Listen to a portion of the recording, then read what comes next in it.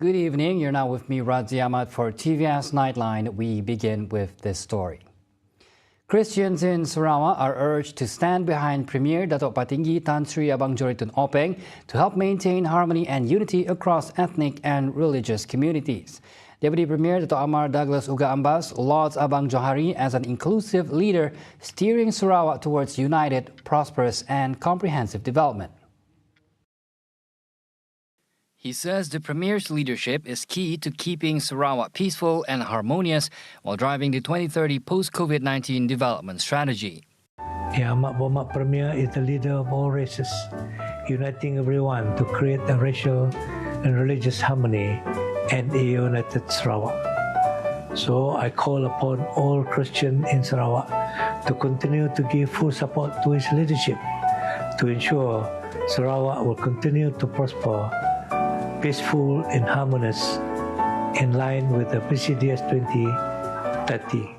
Uga says PCDS 2030 charts a clear course for economic prosperity, social inclusion and environmental sustainability with a focus on building resilient communities so no one is left behind. He highlights the 2026 budget with 9.3 billion ringgit for development, of which 6.1 billion or 66% is directed to rural areas, reflecting the government's commitment to closing development gaps and boosting rural well-being. Uga adds the state continues to back religious institutions, allocating 120 million ringgit to the Unit for Other Religions UNIVOR in 2026, while prioritizing education, talent development and efforts to ease the cost of living.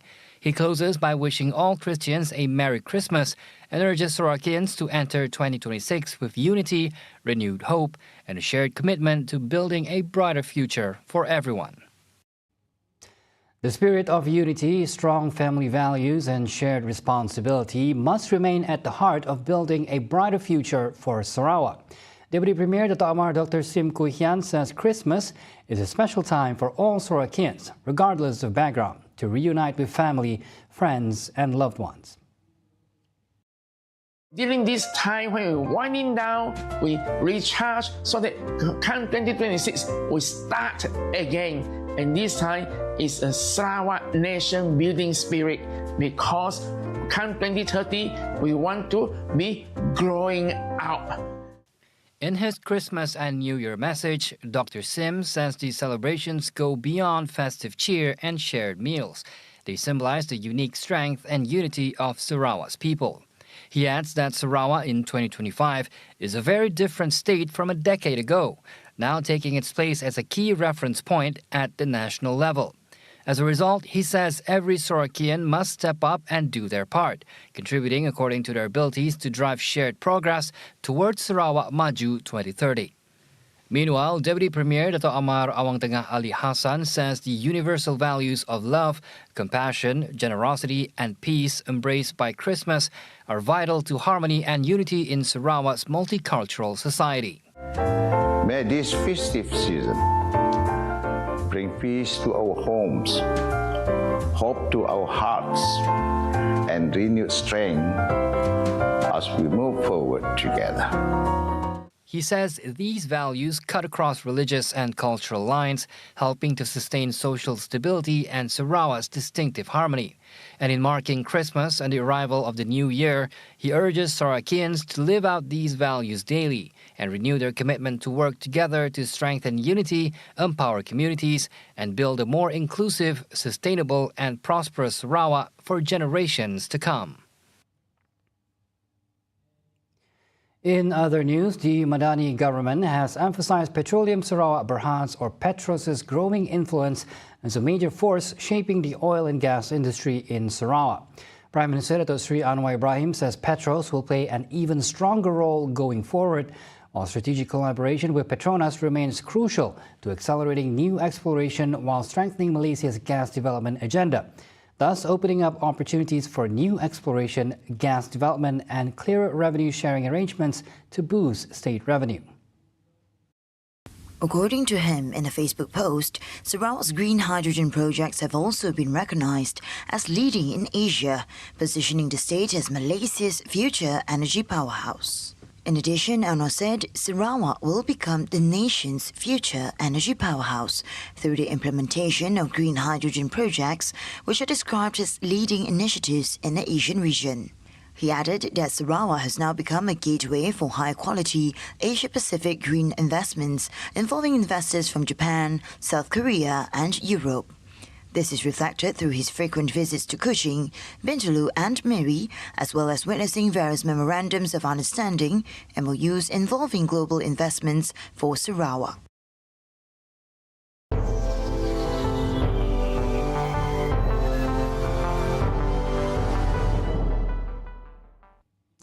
Pope Leo XIV held the first Christmas Mass of his pontificate on Wednesday, greeting thousands of faithful gathered in St. Peter's Square before the service. During the Mass, Leo said Christmas was a feast of faith, charity and hope, and criticized a distorted economy that leads people to treat human beings as mere merchandise. The U.S. Pope has adopted a more discreet and moderate style to that of his charismatic predecessor, Francis, who died on April 21st. The Mass was attended by high-ranking church figures, diplomats, and around 6,000 faithful. Leo stuck to a very religious homily without any direct reference to current affairs. The ceremony celebrates the birth of Jesus Christ and is one of the most important days in the Catholic Church calendar. Christmas 2025 marks the end of the Catholic Church's Jubilee Holy Year, which has brought millions of pilgrims to Rome. Il Giubileo si avvia al suo compimento. Il Natale è per noi tempo di gratitudine e di missione. Gratitudine per il dono ricevuto, missione per testimoniarlo al mondo. Leo on Tuesday called for a global truce around the world on Christmas Day, expressing great sadness that apparently Russia rejected a request for one in Ukraine. At a church in Sumatra, dozens of worshippers sang hymns at a Christmas Mass. They all gathered together for their first service since deadly floods swept the Indonesian island. The Angkola Protestant Church in the hard-hit South Tapanuli district was festooned today with balloons and simple Christmas decorations. Outside, the street leading to the building was buried under mounds of debris and foliage. Many in the congregation are still sheltering at evacuation sites after the disaster wreaked havoc on the island 4 weeks ago. Churchgoer Krismanto Nainggolan said this year's Christmas service felt different. Ya, perasaannya bercampur aduk lah. Kadang setiap kata keluar atau khotbah pendeta itu kita menangis dengarnya. Walaupun kita di tengah-tengah puing banjir, memang serba kekurangan memang, tapi semangat Natal yang kuat bagi kami, membuat kami semangat lah. Krismanto lost his house in the flooding, while many of his neighbors were killed. In South Tapanuli, churchgoer Mia Rosmawati Zebwa said she had not expected to be able to celebrate Christmas this year. Pada saat ini kami juga sangat meriah, tapi dengan keadaan suasana di tengah-tengah banjir, tidak menduga, tidak menyangka kami bisa Natal, puji Tuhan kami bisa bernatal. Pastor Jansen Roberto Ritonga said this year's Christmas served as a moment of reflection for the congregation.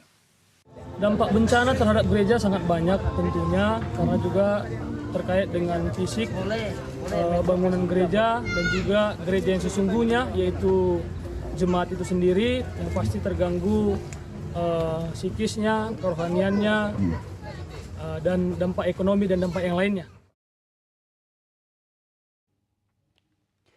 Aspiring Prime Minister and political heavyweight Tariq Rahman returned to Bangladesh today, ending 17 years in self-imposed exile with a promise to deliver safety and justice if his party wins next year's elections. Now, huge crowds of joyous supporters waving flags, banners and posters welcomed Rahman, the son of former Prime Minister Khaleda Zia and acting chairman of her popular Bangladesh Nationalist Party. মনে হচ্ছে আমরা একটা ঈদের আনন্দ মনে ভোগ করতেছি আল্লাহ তার দীর্ঘ ইয়া করুক যে আমরা দোয়া করি যে সে যেন সুস্থ থাকে এবং উনি পুরো বাংলাদেশে তার স্বপ্নের মতো একটা নতুন বাংলাদেশ গড়ে তুলুক এটা আমরা আশা করি দীর্ঘ 17 বছর পর ওনাকে দেখার অনুভূতি আমি আপনাকে ভেঙে বলতে পারবো না আমি অনুভূতির আবেগে আপ্লুত হয়ে গেছি আমাদের এমপ্লয়িরা সাধারণ বিমান এমপ্লয়ি যারা আছেন তারা আবেগ আপ্লুত আপনি দেখতে পাচ্ছেন সবাই হাতে প্লেকার্ড এবং ব্যানার ক্যাপ নিয়ে মাঠে নেমে গেছে। A visibly emotional Rahman earlier took off his shoes, stood on the grass outside the airport, and scooped up soil as a mark of reverence to his motherland. He waved to supporters before ducking into a convoy under tight security. BNP backers gathered in the capital Dhaka since the early morning, plastering the streets with banners and festoons bearing images of Rahman, who is expected to take the reins from his ailing mother. Patriotic songs blared from loudspeakers, while cutouts depicted the seasoned politician riding a stallion. Rahman, known in Bangladesh as Tariq Zia, left Bangladesh for London in 2008 following an arrest on corruption charges and after what he described as political persecution. Australia's most populous state, New South Wales, banned public gatherings for 2 weeks after it passed a controversial anti-protest law under which people can be asked to remove their face coverings. New South Wales Police said it has been empowered to temporarily declare public areas restricted from assemblies after the regional parliament passed new laws on Wednesday in the wake of the December 14th mass shooting in Bondi Beach, Sydney. During the 2-week period, no public assemblies can be authorized, and any public assembly will thereby be taken to be unauthorized. The declaration will be reviewed and may be extended every 2 weeks for up to 3 months. Police can also require people suspected of crimes to remove face coverings for identification.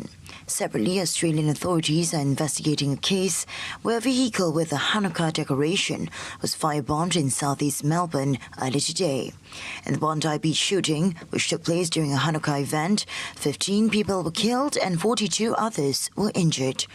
One of the 2 suspected shooters was killed, while the other was critically injured.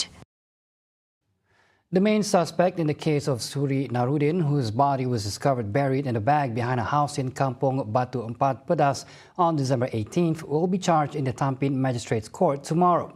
Negeri Sembilan Police Chief Dato' Al-Zafni Ahmad said the 51-year-old man will be charged with murder under Section 302 of the Penal Code.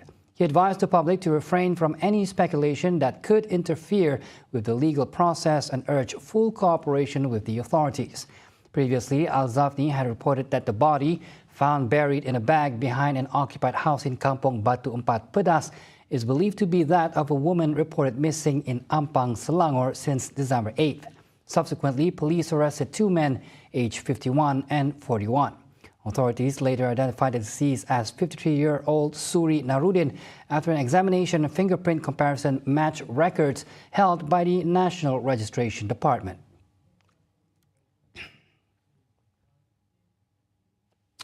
Three past state assemblymen in Perlis whose positions were automatically vacated following the immediate termination of their party membership have been instructed to promptly return all state government assets in their possession. Perlis Speaker Rus Saleh Izan said the State Assembly would formally notify the affected assemblymen, namely Saad Seman Chuping, Fakrul Anwar Ismail Bintong, and Muhammad Ridwan Hashim Guar Sanji, regarding the return of items used during their tenure. Muhammad Ridwan was previously Perlis Youth and Sports, Science, Technology and Innovation Committee Chairman. Earlier, Rus Saleh announced the unexpected vacancies for the Chuping, Bintong and Guarsanji state seats following the immediate termination of the 3 assemblymen's membership. Ruseli said the unexpected vacancies fulfilled the requirements of Clause 1(a)(2) of the Article 50A of the Perlis Constitution for the 3 affected constituencies.